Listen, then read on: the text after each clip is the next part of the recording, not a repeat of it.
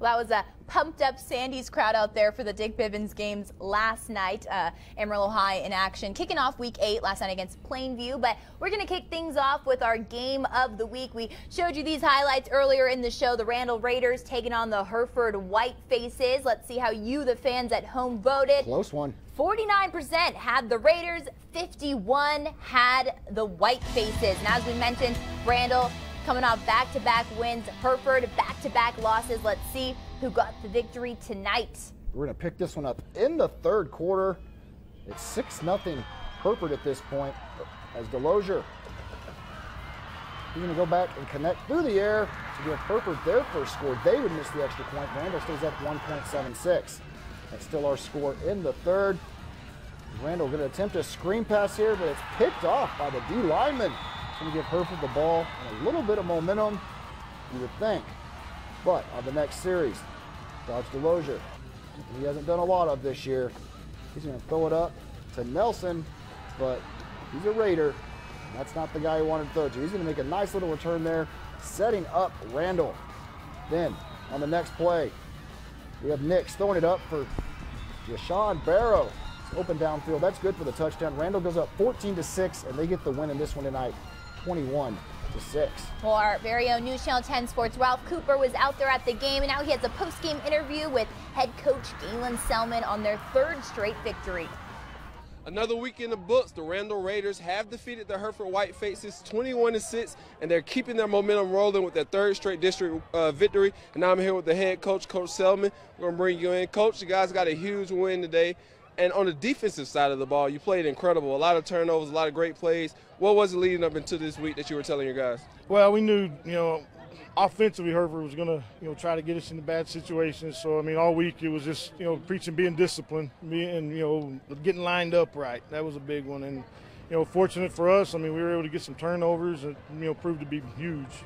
Now, like I just said, your third straight district victory, and I know inside it feels great, but still kind of early in the season, so you don't want to get too excited. What are you telling your guys going on further in the season so they won't get the big hit with 3 straight victories? Well, I told them after this game just a while ago, I was like, hey, congratulations, great victory. I said, and lucky for us, it doesn't get any easier next week with Amarillo High. So enjoy the win, but there's 3 tough ball games to go still, so we're going to have to come to work and be ready to go. Now, if you had one thing that you could choose that you want to improve on next week, what would that be from tonight?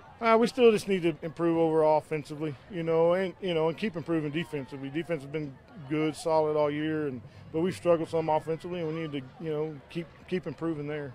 All right, Coach. I told you Thank that. you. Short and sweet. There you go. You, Congratulations. There we go. Another week, and it was another great game. It was a defensive game for a while there, but Randle offense picked up, and they ended the game with a pick 6 just to cap it off. So another great week, 3 straight district victories, and they'll look to keep that momentum going. But for now, out in Hereford, Ralph Cooper, News Channel 10. Well, thank you, Ralph.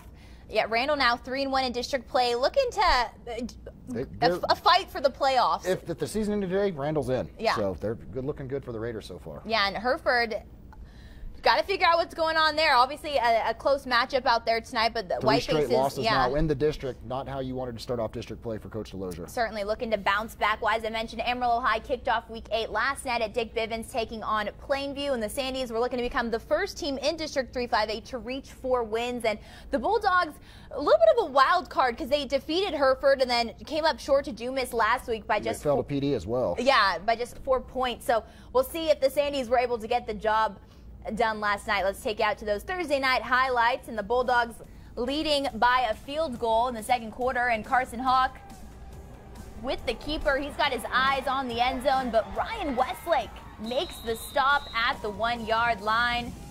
Then a few plays later, Andrew Villa gets the pitch and the first touchdown of the game. That would make it 10-0 Plainview. Now Sandy's going to answer back. Nathan Betts keeps it himself and whoop, cuts inside, and he's gone 60 yards for the touchdown.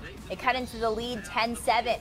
That would, of course, give Amarillo High the momentum. Later here in the second quarter, Eugene Mutware going to score from 3 yards out to give Amarillo High the lead 14-10. Now 16 seconds left in the half. Rhett Maynard runs right through the Bulldogs defense and takes it all the way to the house. 74 yards to give Sandies the big lead heading into the half. 21-10, and Amarillo High 4-0 now in district play, 42-18 over the Bulldogs. Well, the next team looking to get themselves at 4-0, Dumas. They're undefeated in district play as well. I guess we're going to go instead to Palo, Duro, and Canyon. Here, Dondre DeGreat finds Salvador Munoz on the slant. He's going to pick up the first down. Then later, okay, now we're going to go to Caprock. Let's go back. Let's go back to those Canyon highlights, folks. Stay with us. Technical difficulties. That was a turnover on downs there as DeGreat fumbled at the 1 and the Canyon would recover it, but then they would have to punt. A little later, Tony Green fighting for yards. Looks like he stopped it. He's going to break it outside, gets tackled down around the 2. That would lead to a Don field goal, and they get the win tonight, 17-7. Okay, now to the Caprock highlights. That'd be Noah Quintanilla handing off to Cito Rodriguez, who powers his way up the middle. And then Quintanilla here coughs up the ball, and it's going to be Jacob Contreras who picks it up on the fumble recovery, and he's going to take it all the way to the house. 99 yards to tie up the game at 7. There would be some laundry there on the field for a personal foul, but the Rock would still get the touchdown. Now 10-7 Dumas, 32 seconds left in the half. Caprock looking at a punt on 4th down, but the snap goes out of the end zone, so it would be a safety, and Zach Stovall from Dumas doing the land shark, which I loved. So 12-7 they're heading into the half, and it would be Dumas tonight who gets the win, 26-7. Now 4-0 in district, still tied with the Sandies. Looks like they're going to be battling out again like they did. They play the last game of the season. This time it's in Dumas. I have a feeling that's going to be our district title matchup. Oh, absolutely. Well, we have Lance Lahnert on the phone. Lance, you were out there at the game tonight from the Amarillo Globe News. It was a tough game, tight game there in the first half between Caprock and Dumas. How did the Demons pull away there in the second half? Yeah, that's a great observation, because Dumas had run off 46 offensive plays to Caprock 17 in the first half, and only held, a 12-7 lead. Thanks to Jacob Contreras, he snatched that ball, fumble out of the air and went 99 yards. Dumas then went to the ground game, and then their defense took over. Caprock did the best they could, but they really harassed Tariq Williams, and they finished with minus 25 yards rushing and only 34 yards of offense for the game. So Dumas came to play tonight, like you guys just talked about. We got a showdown headed up, probably the last game of the season up there in Dumas, it looks like. But, hey, and they did this tonight, just so you guys know. You guys this year have had a lot of highlights of Paul Hernandez, the great linebacker fullback for Dumas, and he was actually out this game. So let's give a shout-out to number 16 in your program, number 1 in the Dumas Demons' hearts tonight, and that'd be Drew Lassiter, who stepped in there and got a huge shout-out from Coach Dunham after the game. And Lance, I know earlier in the game too, when I was out there as well, we didn't see anything from Caleb King. Did he come there in the second half? Did we see any carries from him? Yeah, he was limited to like 6 carries. I think it might have been. I don't want to say. I don't know. I'm not sure. I don't think he was hurt, so maybe it was an internal thing, whatever the decision was. But he had a nice 16, 17-yard run to open the second half. But it was just Dumas's night. You know what I mean? Sometimes it's that way.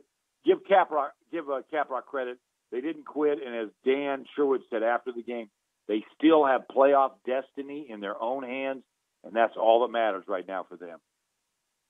Absolutely. Well, thank you so much, Lance, for calling in there from the Amarillo Globe News. Always love to have his recap of the games. Well, looking at the standings, we have Amarillo High and Dumas now both at 4-0. Randle right behind at 3-1, and Palo Duro at 2-2 in district. They'd be the final playoff spot right now. That's right. Yeah, Palo Duro getting that second win over Canyon tonight. Well, coming up next, we got our 6A block. Of course, our lone team, the Tascosa Rebels, in Odessa, taking on the Mojo. We'll be bringing you those highlights coming up next. Don't go anywhere. You're watching the wrap up.